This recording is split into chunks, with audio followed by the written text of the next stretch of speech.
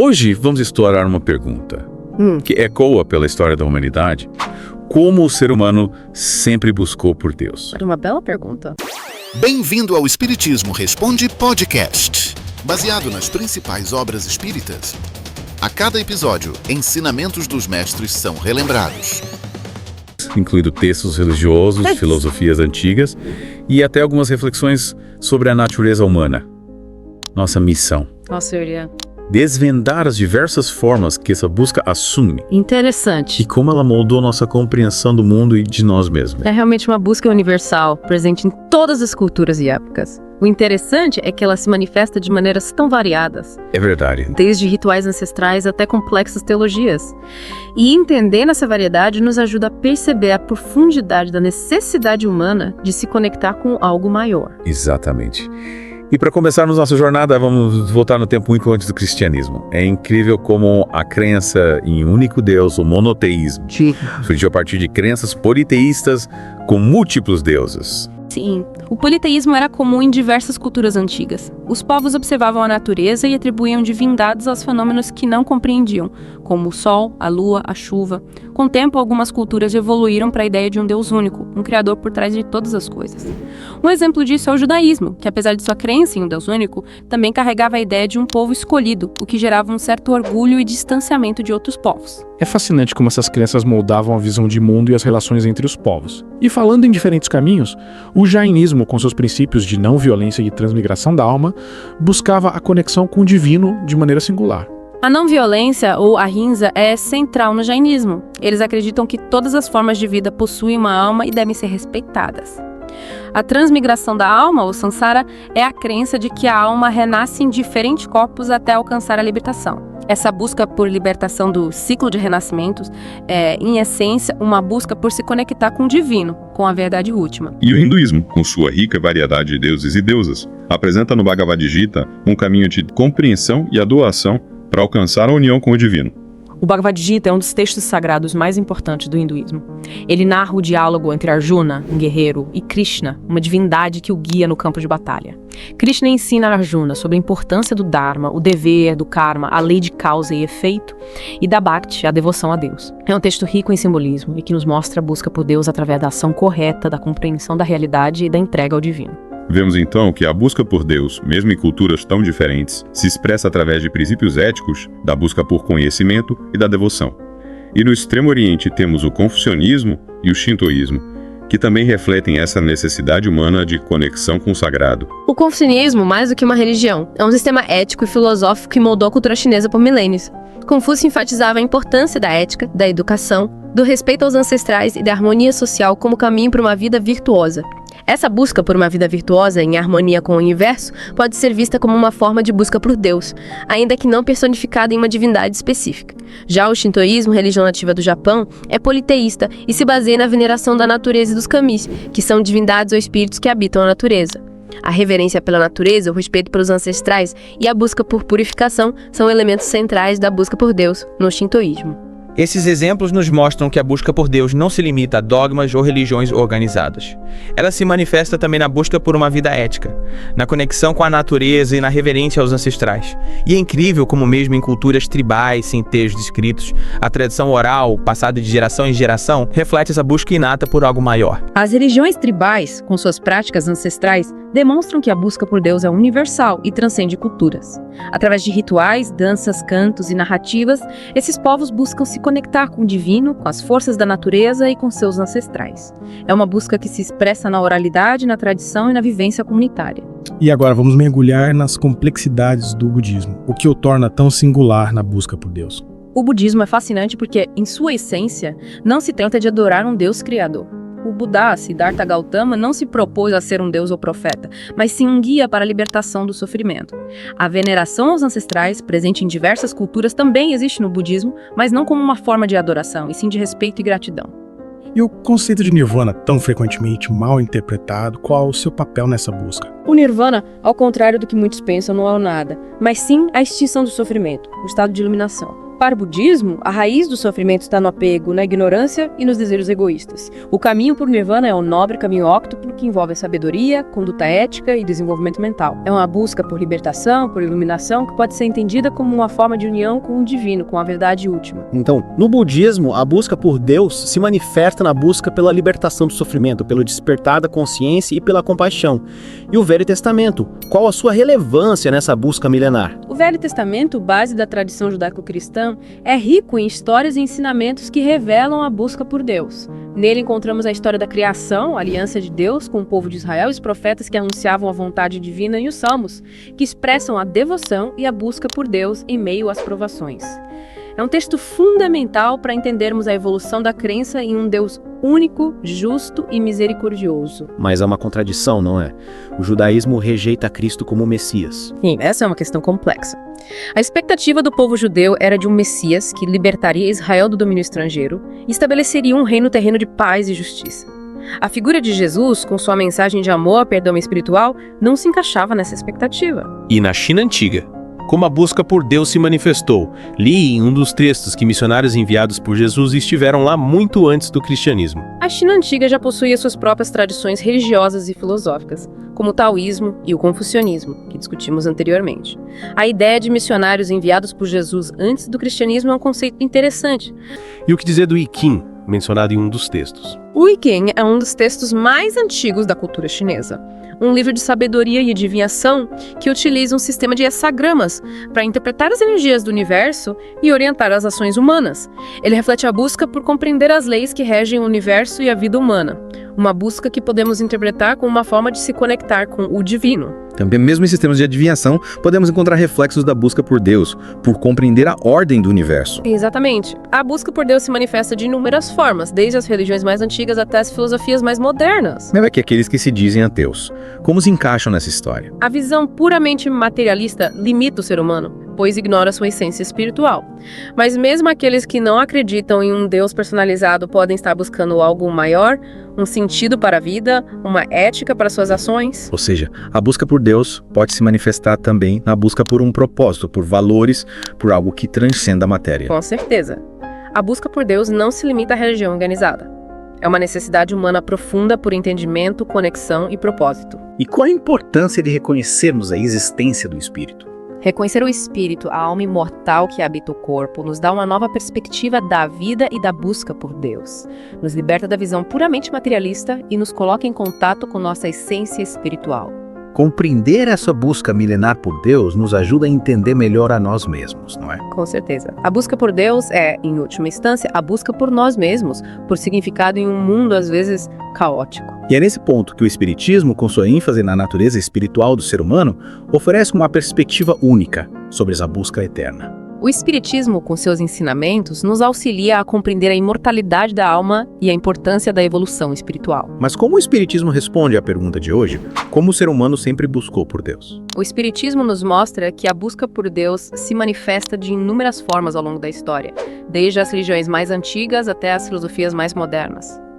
Essa busca é intrínseca à natureza humana, impulsionada pelo desejo de compreender a si mesmo, o universo e o Criador. E para finalizar essa primeira parte da nossa profunda análise, o que podemos destacar?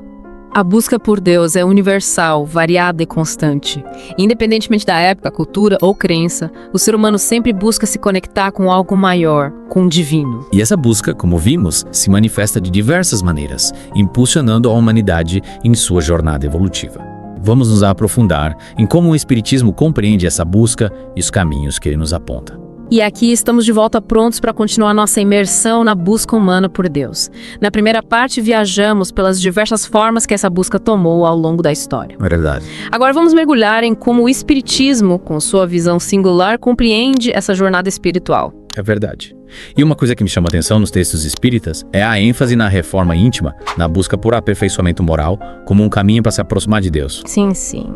Fiquei curiosa para entender melhor como isso funciona na prática. A reforma íntima é, sem dúvida, a chave para a verdadeira transformação. É um processo contínuo de autoconhecimento, de identificar e combater nossas imperfeições, buscando sempre o bem e a prática da caridade. Imagina uma escultura bruta. Entendi. A reforma íntima é o trabalho do escultor que, com paciência e dedicação, vai lapidando a pedra, removendo as impurezas até revelar a beleza que estava oculta. Que bela analogia. Mas imagino que esse processo de autoaperfeiçoamento não seja fácil, não é? De forma alguma, é uma jornada desafiadora, cheia de altos e baixos, tentações e recaídas. Mas o Espiritismo nos ensina que não estamos sozinhos nessa jornada. Contamos com a ajuda dos bons espíritos que nos inspiram e nos amparam e com as lições que a vida nos proporciona. E como o Espiritismo nos ajuda a trilhar esse caminho da reforma íntima? Quais as ferramentas que ele nos oferece? O Espiritismo nos oferece um guia, um mapa para o caminho da evolução espiritual. Através dos seus ensinamentos, compreendemos a imortalidade da alma, a reencarnação, a lei de causa e efeito e a importância da caridade. Essas ferramentas nos ajudam a entender o propósito da vida e a trilhar o caminho do bem. A reencarnação, por exemplo, nos mostra que a vida não se limita a uma única existência terrena. Temos múltiplas oportunidades de aprendizado, de corrigir nossos erros e de progredir moralmente. Falando em erros e acertos, uma coisa que me intriga é a questão do sofrimento. Como o Espiritismo explica a dor e as dificuldades que enfrentamos na busca por Deus? Seria isso um castigo divino? De forma alguma. O Espiritismo nos ensina que o sofrimento é uma oportunidade de aprendizado e expiação.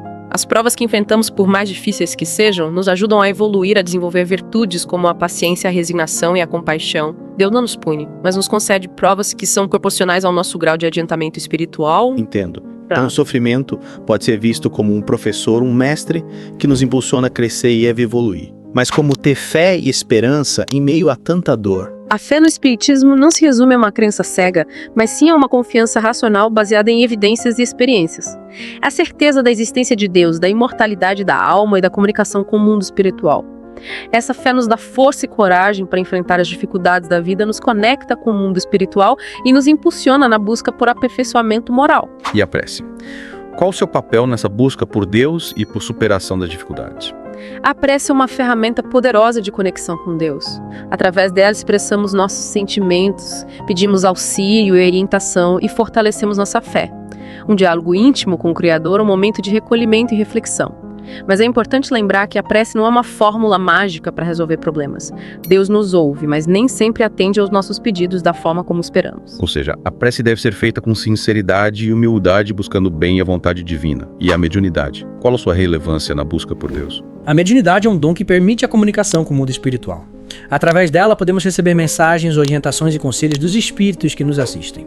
Mas é importante destacar que a mediunidade, como qualquer ferramenta, pode ser usada para o bem ou para o mal. É fundamental buscar o desenvolvimento mediúnico com responsabilidade sob a orientação de pessoas experientes e espíritos superiores. E como podemos identificar os espíritos superiores e nos proteger da influência dos espíritos inferiores? Os espíritos superiores se manifestam pela sabedoria, pela bondade e pelo amor. Suas mensagens são sempre positivas, elevadas e em consonância com os ensinamentos de Jesus. Já os espíritos inferiores se manifestam pela ignorância, pelo egoísmo e pela maldade. Podemos nos proteger da sua influência através da prece, da vigilância e da prática do bem. Então, a busca por Deus é um processo individual e desafiador, mas que conta com o auxílio do mundo espiritual.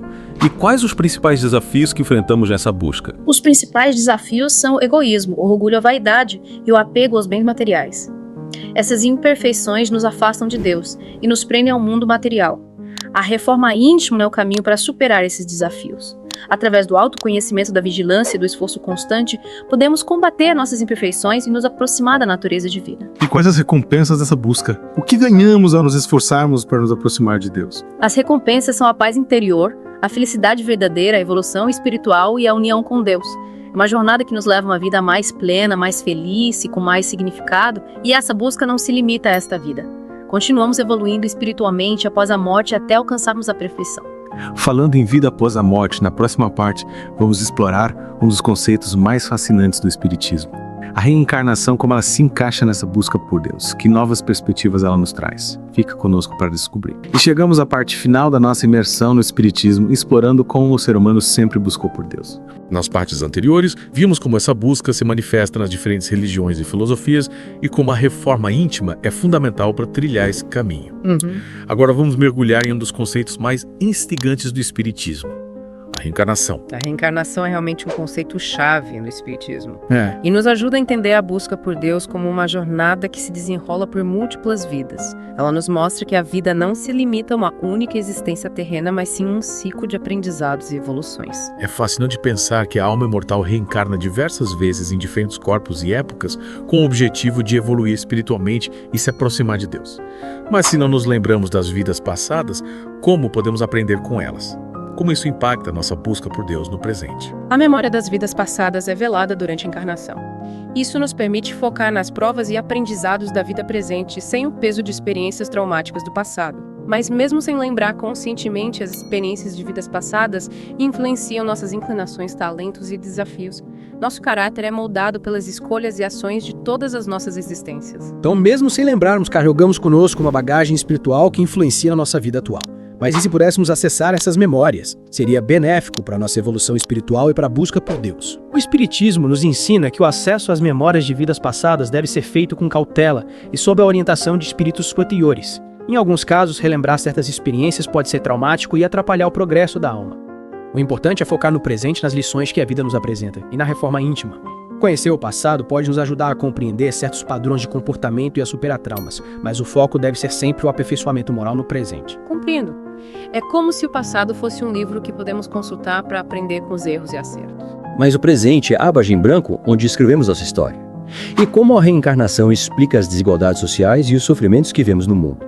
Seria uma forma de punição divina. De forma alguma. O Espiritismo nos ensina que Deus é justo e misericordioso. As diferenças sociais, as dificuldades que enfrentamos não são castigos divinos, mas sim oportunidades de aprendizado e progresso espiritual.